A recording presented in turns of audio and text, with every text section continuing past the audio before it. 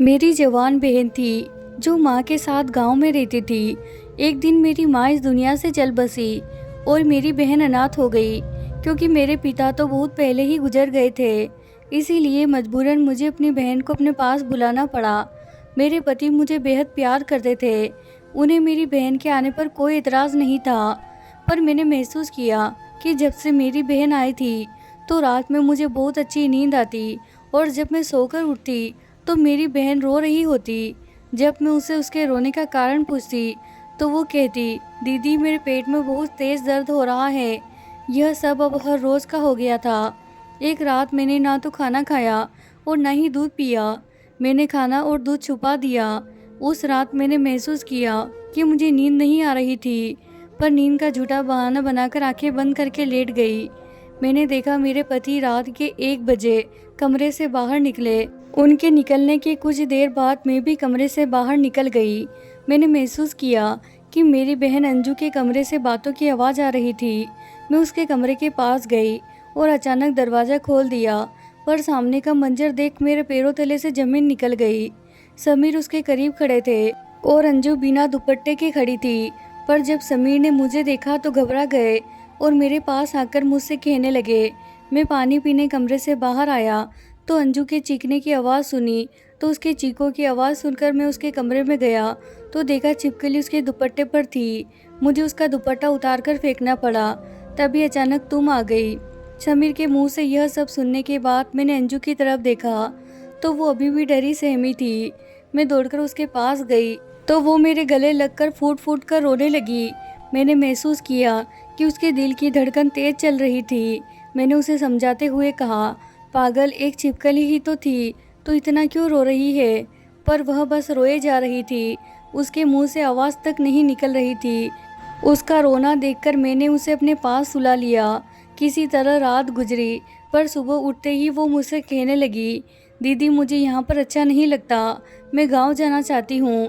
भले ही मैं अकेली रहूँगी, पर मुझे गांव में भेज दीजिए। उसकी इस तरह की बातें मुझे सोचने पर मजबूर कर देती, क्योंकि वो तो बहुत खुश होकर मेरे पास आई थी। पर अचानक आखिर उसे क्या हो गया। यह बात मैंने अपने पति समीर को बताई कि अंजू का यहाँ पर दिल नहीं लग रहा, वो गांव जाना चाहती है। समीर ने कहा, अब इसमें मैं क्या कर सकता हूँ, तुम्हें जैसा ठीक लगे वैसा करो। पर गांव में वो अकेले रहेगी, कुछ ऊंच नीच हो गई तो। समीर की बातें मुझे सही लगी। समीर ने कहा, हम अंजू का दाखिला कॉलेज में करवा देते हैं। वह पढ़ने जाएगी तो उसका दिल यहाँ पर लग जाएगा। मैं अंजू को अकेले छोड़ना नहीं चाहती थी, इसीलिए मजबूरन मुझे समीर की बात माननी पड़ी। और अगले दिन अंजू को मैंने समीर के साथ कॉलेज में एडमिशन के लिए भेज दिया। पर उधर से अंजू जब आई तो बहुत खुश नज़र आ रही थी और उसके हाथ में शॉपिंग बैग भी था। अंजू आते ही मेरे गले लग गई और कहने लगी, दीदी शॉपिंग करके आज मुझे बहुत अच्छा लगा और मेरा मूड फ्रेश हो गया। समीर जीजू ने मुझे समझाया है, शायद धीरे धीरे अब यहाँ मेरा दिल लग जाएगा और अब तो मैं कॉलेज भी चली जाऊँगी, तो इससे मुझे बोरियत भी महसूस नहीं होगी। अचानक अंजू के चेहरे पर यह मुस्कान देखकर मुझे अजीब लगा कि अभी तक तो वह बहुत परेशान थी, यहाँ से जाना चाहती थी। अचानक उसे हो क्या गया कि वह इतनी खुश हो गई। मुझे उसकी खुशी बुरी तो नहीं लगी थी, पर अच्छी भी नहीं लगी थी। यह सब देखकर मुझे अब अंजू का यहाँ रहना अच्छा नहीं लग रहा था। अगली सुबह मैंने अंजू से कहा, अंजू तुम गांव जाना चाहती थी ना, तो मैंने बगल के चाची से बात कर ली है, वो तुम्हें कुछ दिन अपने पास रख लेगी। अंजू ने मेरी बात को काटते हुए कहा, नहीं दीदी, अब मैं यहीं पर रहूँगी। अब मुझे यहाँ पर बहुत अच्छा लग रहा है। धीरे धीरे मेरा दिल यहाँ पर लग जाएगा। पर मैं चाहती थी कि कुछ दिनों के लिए अंजू यहाँ से चली जाए और कुछ दिन बाद में उसके लिए कोई लड़का देखकर उसकी शादी करवा दूँ। इस बारे में मैंने समीर से भी बात की, पर समीर ने मुझे डांट दिया और कहा कि जब वह आगे बढ़ना चाहती है और यहाँ रहना भी चाहती है, तो तुम उसे यहाँ से क्यों भेजना चाहती हो। समीर की इस बात पर मैं चुप सी हो गई, लेकिन मेरे दिल को एक पल भी चैन नहीं था। मैं चुप तो हो गई थी, पर रात को बार बार उठकर अंजू का कमरा देखती। मेरे अंदर ना जाने कैसी उलझन थी। मुझे नज़र तो नहीं आ रही थी, लेकिन महसूस हो रही थी। अगली सुबह समीर ने कहा, अंजू को कॉलेज में छोड़ दूंगा। इस बात पर अंजू ने भी हामी भर दी। उसने कहा, हाँ जीजू, आपने सही कहा। बस के धक्के खाने से अच्छा है कि आप ही मुझे कॉलेज छोड़ दीजिए। समीर अंजू को कॉलेज ही नहीं छोड़ते, बल्कि अपने ऑफिस से हाफ टाइम छुट्टी लेकर उसे कॉलेज से घर भी लेकर आते। वो अचानक उसका इतना ख्याल करने लगे थे। यह सब देखकर मुझे बहुत अजीब लगता, पर मैं चाहकर भी कुछ बोल नहीं सकती थी, क्योंकि दोनों ही मेरे अपने थे। और जब तक मैं अपनी आंखों से कुछ देख ना जाऊं, किसी पर बेवजह शक करना सही नहीं। एक दिन बैठे बैठे मैंने समीर के ऑफिस में फ़ोन लगा दिया, पर उधर से जो खबर मुझे पता चली उसे सुनकर तो मैं सुन्न रह गई। अब तो मेरा शक यकीन में बदलने लगा। समीर आज ऑफिस नहीं गए थे। आखिर वह कहाँ थे? अंजू जब घर पर आई तो आते ही मैंने उससे पूछा, अंजू सच सच बताओ कि तुम्हारे और समीर के बीच आखिर चल क्या रहा है? मेरे इस तरह के सवाल पर मैंने देखा उसके चेहरे का रंग उड़ गया और वह डर के मारे सकपका गई और कुछ ही देर में वो फूट फूट कर रोने लगी।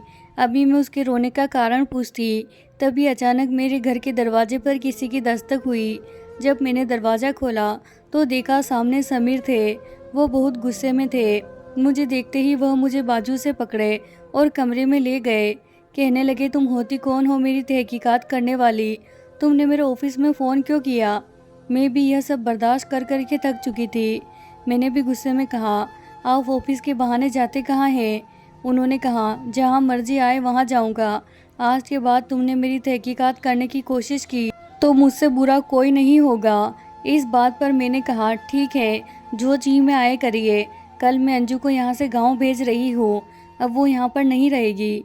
मेरी इतना कहने की देर थी कि समीर ने मुझे एक थप्पड़ दे मारा। समीर ने पहली बार मुझ पर हाथ उठाया। वो मुझे बेतहाशा मार रहा था।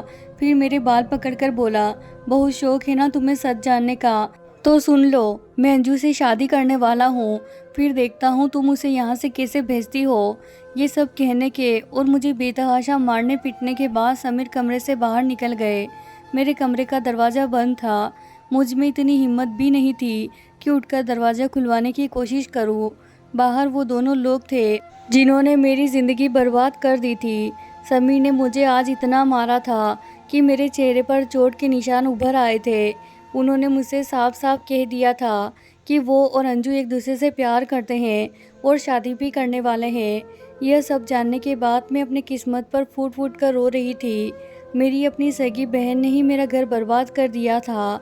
पूरी रात मुझे नींद नहीं आई और मैं रोती रही। सुबह 10 बजे मेरे कमरे का दरवाज़ा खुला। अंजू मेरे कमरे में आई, पर उसे देखकर गुस्से से मैंने अपना मुंह फेर लिया। वो मेरे पास आकर बैठ गई। मैंने उसकी तरफ नफरत भरी निगाहों से देखते हुए कहा, तुम बहन नहीं डायन हो डायन। मेरा घर बर्बाद करने से पहले तुमने एक बार भी मेरे बारे में नहीं सोचा। वो रोते हुए कहने लगी, दीदी मेरा कोई कसूर नहीं है। मैं तो पिछले कई महीनों से यह सब ना चाहते हुए भी बर्दाश्त कर रही हूँ, सिर्फ आपके लिए, ताकि आपका घर ना टूटे। दीदी मैं जब से यहाँ पर आई थी, समीर जीजू के नज़रों से मुझे उलझन सी महसूस होती थी।